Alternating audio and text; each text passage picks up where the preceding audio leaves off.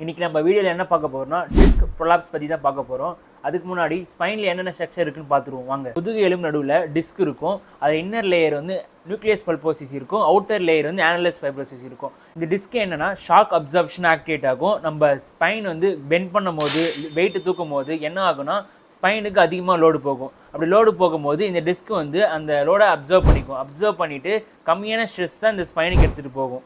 Next function என்னன்னா flexibility and mobility.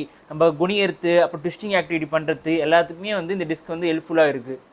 Disk prolapse எப்படி ஆகுதுன்னு பார்ப்போம்.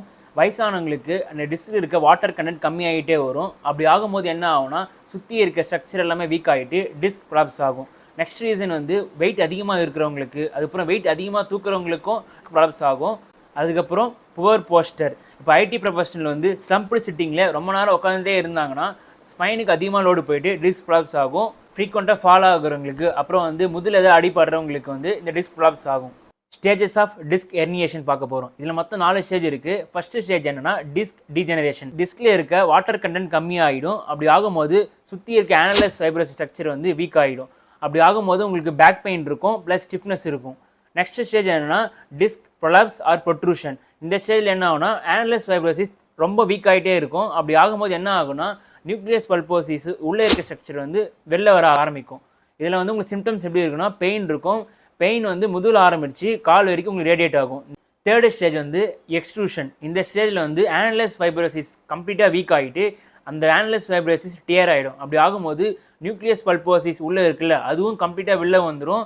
இதில் உங்களுக்கு சிம்டம்ஸ் எப்படி இருக்குன்னா சிவியர் பெயின், ஷார்ப் பெயின் இருக்கும். அப்புறம் உங்களுக்கு கால் மறுத்து போகவும் நிறைய சான்ஸ் இருக்குது. ஃபோர்த் ஸ்டேஜ் என்னன்னா செக்யூஸ்டேஷன். இந்த ஸ்டேஜில் என்ன ஆகுதுன்னா அந்த நியூக்ளியஸ் பல்போசிஸ் வந்து ஸ்பைனல் கேனலுக்கு என்ட்ரி ஆகிடும். அப்படி ஆகும்போது உங்களுக்கு சிவியர் பெயின் இருக்கும். இந்த ஸ்டேஜில் மோஷன் அண்ட் யூரின் கண்ட்ரோல் இருக்காது. அதுக்கப்புறம் சேடல் அனஸ்தீசியான்னு சொல்லுவாங்க. பெரினியல் ரீஜன் சுற்றி சென்சேஷன் உங்களுக்கு சுத்தமாக இருக்காது. இந்த ஸ்டேஜ் தான் மோஸ்ட் சிவியர் ஸ்டேஜ். இந்த ஸ்டேஜ் வரும்போது நீங்கள் கண்டிப்பாக மெடிக்கல் அட்டென்ஷன் எடுத்தே ஆகணும். நீங்கள் இந்த 4 ஸ்டேஜில் செகண்ட் ஸ்டேஜில் தான் இந்த டிஸ்க்கும் வந்து ஸ்பைனல் லெவல் கம்ப்ரெஸ் பண்ணும். அப்போத்துலேருந்து தான் உங்களுக்கு பெயின் வந்து சிவியராக ஸ்டார்ட் ஆகும். டிஸ்க் பல்ஜுக்கான எக்ஸசைஸ்லாம் பார்க்கலாம். எல்லாருக்கும் மோஸ்ட் காமனாக டிஸ்க் பல்ஜ் வந்து பின்பக்கம் தான் ஆகும். ஏன்னா நம்ம ஃபார்வர்ட் ஆக்டிவிட்டி பண்ணுறதுனால டிஸ்க் வந்து பின்பக்கமாக நவறதுனால உங்களுக்கு அந்த நர்வை கம்ப்ரெஸ் பண்ணும். கம்ப்ரெஸ் பண்ணுறதுனால உங்களுக்கு பெயின் வரும். இந்த ஆர்டிக்கில் கொடுத்துருக்காங்க மெக்கானிக்ஸ் எக்ஸசைஸ் எப்படி பண்ணணும்னு. இதோட பிரின்சிபல்ஸ் என்னன்னு பார்த்தீங்கன்னா ஃபர்ஸ்ட் எல்லாமே வந்து எக்ஸ்டென்ஷன் ஆக்டிவிட்டி பண்ணுற மாதிரி தான் இருக்கும். மொத்தம் 4 ஸ்டெப்ஸ் இருக்கு. ஏற்கனவே சொன்னால உங்களுக்கு ஃபார்வர்டா பெண்ட் பண்றது இல்ல ஃபிளெக்ஷன் பண்றதுனால தான் உங்களுக்கு டிஸ்க் பல்ஜ் ஆகுது. இதுல வந்து எக்ஸ்டென்ஷன் பண்ணும்போது உங்களுக்கு டிஸ்க் பல்ஜ் வந்து கம்மியாகும், பிளஸ் ரீலோகேட் ஆகும் டிஸ்க் உங்களுக்கு நார்மலான இடத்துல. இப்போ மெக்கானிக்ஸ் எக்ஸசைஸ்ல ஃபர்ஸ்ட் ஸ்டெப் என்னன்னு பார்க்கலாம். ஃபர்ஸ்ட் ஸ்டெப் வந்து லை ஆன் யுவர் ஸ்டொமக். இந்த பொசிஷன்ல நீங்க 3 மினிட்ஸ் மெயின்டைன் பண்ற மாதிரி இருக்கும். செகண்ட் ஸ்டெப் வந்து ப்ரோன் ஆன் எல்போ. இதுல வந்து நீங்க எல்போ சப்போர்ட் பண்ணி நீங்க ஸ்பைனை எக்ஸ்டென்ஷன் பண்ணணும். இது வந்து 10 செகண்ட்ஸ் ஹோல்ட் பண்ற மாதிரி இருக்கும். நீங்க வந்து 10 தடவை பண்ற மாதிரி இருக்கும். ஒரு வாட்டியும் 10 செகண்ட் ஹோல்ட் பண்ற மாதிரி இருக்கும் அந்த பொசிஷனை. தேர்ட் ஸ்டெப் என்ன பாத்தீங்கன்னா ப்ரோன் அண்ட் ஹேண்ட். நம்ம முன்னாடி வந்து எல்போ சப்போர்ட் பண்ணி பார்த்தோம். இப்போ ஹேண்ட் சப்போர்ட் பண்ணிட்டு நீங்க ஸ்பைனை எக்ஸ்டென்ஷன் பண்ணணும். ஃபைனல் ஸ்டெப் என்ன பாத்தீங்கன்னா எக்ஸ்டென்ஷன் இன் ஸ்டாண்டிங். நம்ம ஸ்டாண்டிங் பொசிஷன்ல நீங்க ஸ்பைனை எக்ஸ்டென்ஷன் பண்ணணும். இது வந்து எத்தனை வாட்டி பண்ணணும்னா 10 தடவை பண்ணணும். ஒரு வாட்டி பண்ணும் போதும் 10 செகண்ட் நீங்க ஹோல்ட் பண்ணணும்.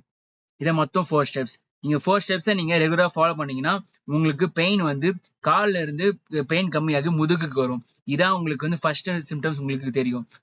Third step prone on hand பண்ணும்போது உங்களுக்கு பெயின் இருந்துச்சுன்னா தேர்ட் ஸ்டெப் பண்ணாதீங்க. Second step prone on elbow அதுவே பண்ணுங்க. அதுல உங்களுக்கு பெயின் வந்து கம்மியா இருந்துச்சுன்னா நீங்க தேர்ட் ஸ்டெப் ப்ரோக்ரஸ் ஆகுங்க. நெக்ஸ்ட் டெக்னிக் என்னன்னு பாத்தீங்கன்னா நியூரல் கிராசிங் டெக்னிக். நீங்க காலை பெண்ட் பண்ணும்போது உங்க நெக்கை நீங்க பெண்ட் பண்ணணும். அதே மாதிரி நீங்க காலை நீட்டும் போது உங்க நெக்கை வந்து எக்ஸ்டெண்ட் பண்ணணும்.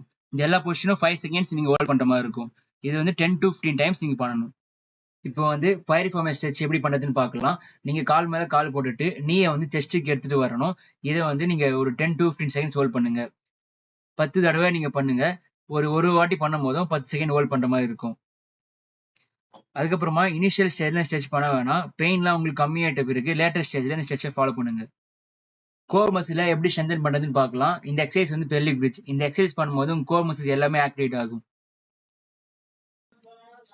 10 to 15 டைம்ஸ் நீங்க பண்ணலாம். இந்த எக்ஸசைஸ் வந்து பேர்ட் டாக் எக்ஸசைஸ். நீங்க alternate leg alternate arm rice பண்ற மாதிரி இருக்கும். அந்த ஒரு பொசிஷன்ல 5 செகண்ட் மெயின்டைன் பண்ணிட்டு இது 10 ரெப்பிடேஷன் நீங்க பண்ணுங்க. இந்த எக்ஸசைஸ்லாம் பண்றதுக்கு முன்னாடி நியர்பை டாக்டர் ஆர் பிசியோ கிட்ட கன்சல்ட் பண்ணிட்டு பண்ணுங்க. ஏன்னா ஒவ்வொருத்தருக்கும் பெயின் லெவல் டிஃபர் ஆகும். ப்ராப்பர் அசஸ்மெண்ட் பண்ணிட்ட பிறகு தான் எக்ஸசைஸ் ப்ரிஸ்கிரைப் பண்ணணும். அதனால தான் நியர்பை டாக்டர் ஆர் பிசியோ கிட்ட கன்சல்ட் பண்ணிக்கோங்க. இப்போ எர்கனாமிக் அட்வைஸ் என்னன்னு பார்க்கலாம். நீங்க கீழே குனிஞ்சு திங்ஸ் எடுக்கும்போது நீயை பெண்ட் பண்ணிட்டு எடுங்க. அதுக்கு நீங்க ஸ்பைனை ரொம்ப ஸ்டிஃபா வச்சுட்டு பண்ண தேவையில்ல. நீங்க நீ பெண்ட் பண்றதுனால ஸ்பைனுக்கு அதிக லோடு போகாது. உங்க சிஸ்டம் அதுக்கப்புறம் உங்க ஐ லெவலுக்குள்ள டிஸ்டன்ஸ் வந்து 45 to 70 சென்டிமீட்டர்ல இருக்கணும்.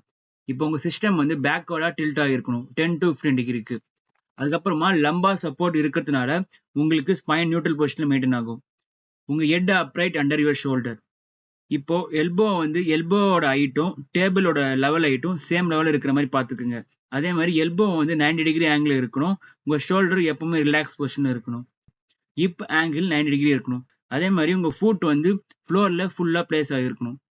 அவ்வளவுதான் guys, வீடியோட எண்டுக்கு வந்துட்டோம். Don't forget to like, share, subscribe our channel. See you on the next video.